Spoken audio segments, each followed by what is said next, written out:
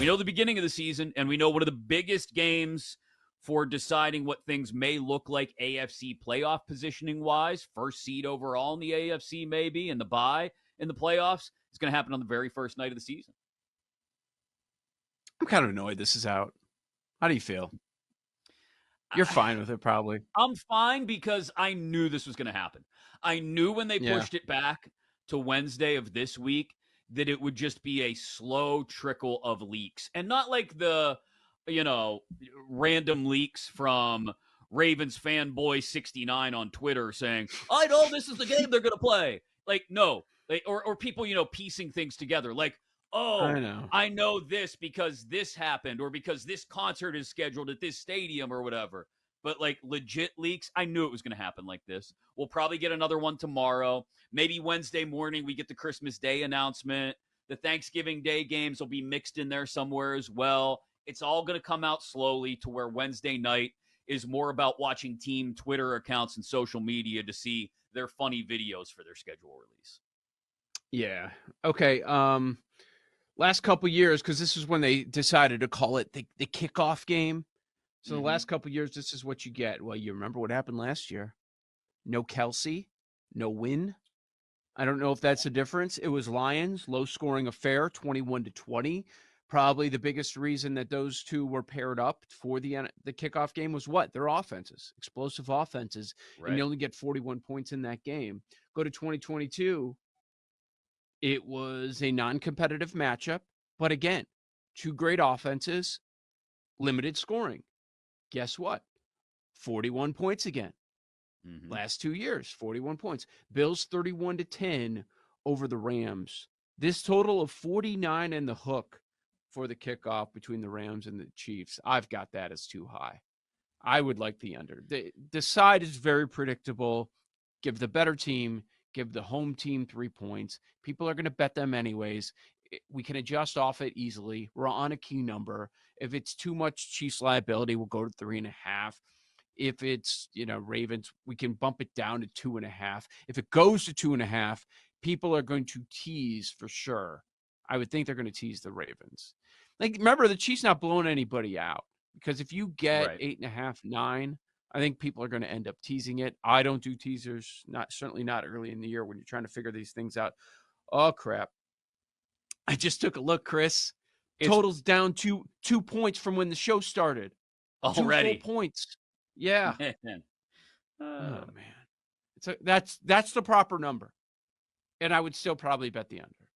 That's where the number should be. I mean, 49.5 is way too high. This is especially the most recent evidence of what these two teams may do against each other is not that far back in your memory banks, people. It's 4 months ago. That's it. 4 months ago they played. I know teams slightly different. Okay. But 4 months ago they played and they struggled to get to 27. Okay. Maybe the offensive coordinator will not forget that the Ravens have a run game. Maybe that, okay. Opener, maybe things are a little bit different. I just think that's further evidence, like you said, of what we see early in seasons is less offense. I absolutely agree with you that the under is the look here very early on before it moves even more. Ravens Chiefs in the opener.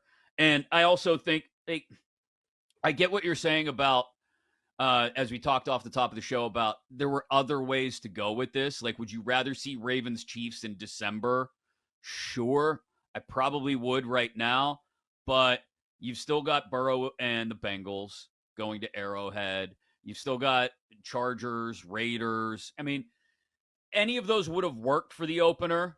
I agree, but I think this is, hey, let's start it off with a bang. Let's go big or go home right off the top with Ravens Chiefs. Wow. Well, the next day, the Friday game, the next day, right? Yeah, Packers Eagles in Brazil. I mean, they're just gonna the Brazil game. They're gonna own everything this week. Oh my gosh! Like, sorry, nothing else football. happens that week. Yeah, no, nothing else happens. That's a really good game, though. I mean, those are two teams viewed. I know the NFC's not all that strong at the top, but those are two. I'm not even going to say arguably. They are two NFC contenders to go to the Super Bowl, right? Mm-hmm. I MVP I think that's clear. candidates. Yeah. Yeah. I mean, they know what they're doing. I mean, better than us.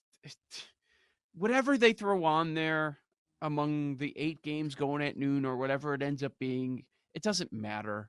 Everybody's going to be there no matter what. So for the island spots, pick your best spots. All right. These are great matchups. This is going to get people excited. So you got a great AFC game on Thursday. You've got a really strong NFC game on Friday in prime time. It's wonderful. I mean, there's one play in Survivor this week, Joe. One play and one play only. Help me out, because I'm almost eliminated in my entire pool, even though I have 3 entries. I have 2 strikes on all of them. Paul has 2 strikes. We're in trouble. It's been tough. Okay. They are 5th in run differential since May 1st. They are getting 3 games at home to start the week and not facing one of the opposition's top 3 in their rotation. And then they're going to Houston for 3 over the weekend, the Milwaukee Brewers. And this is not my Pirates hate coming out. But honestly, okay, that's the origin of it. But honestly, if you look at it, the stuff I said is still true. They're still 5th in run differential over the last 2 weeks since May 1st. They're still getting basically the bottom half of the Pirates rotation, which has been good, but they're not facing Jones. They're not facing Skeens. They get Keller tonight, okay, but they get Priester tomorrow, and then they get Martin Perez in the final game of the series. I mean, and then, like I said, they go to Houston after that, but in Houston, they get Verlander to start the series, okay, but then they get Arrighetti and whoever after that. It's still a TBD for the end of the week. So I see Blanco, who's actually had a good year. So take 2 out of 3 from Pittsburgh and beat Spencer Arrighetti. I don't think that's asking too much from the Brewers, given the way they've played the last couple weeks. I did write down Milwaukee. Okay. Of this week, and I'll explain why it's not the best week again. But I did write down Milwaukee. It's a 6-game week. A lot of teams have 7 games this week. You want the even number. That came into play again. How about that? Yep. So the second and third most popular picks, the reason why a lot of people got strikes in a double pick week. Texas was the second most popular pick. They had a 7-game week. Cleveland, third most popular pick. They had a 7-game week. Those were popular because Texas had Oakland and Colorado, and they got swept by the Rockies. It looked good. I'm like, that's in. You just need to win 1 game against the Rockies, and they couldn't do it. And then Cleveland starts out the week, 2 of 3 from Detroit. Oh, fine. They've got 4 against the White Sox. Well, they lost 3 of 4 to the White Sox. Just pathetic. They finally got a game yesterday. Cleveland. Awful. What are you doing? That's brutal, man. Yeah, so there were so many strikes, ton of eliminations. I'm in trouble. I'm very close to being eliminated. So, and here's the thing about this week. So if you look at the worst teams in baseball, okay, I know they played well over the weekend. They played well a few weeks ago in a weekend against Tampa Bay too. That's going to happen with every team from time to time.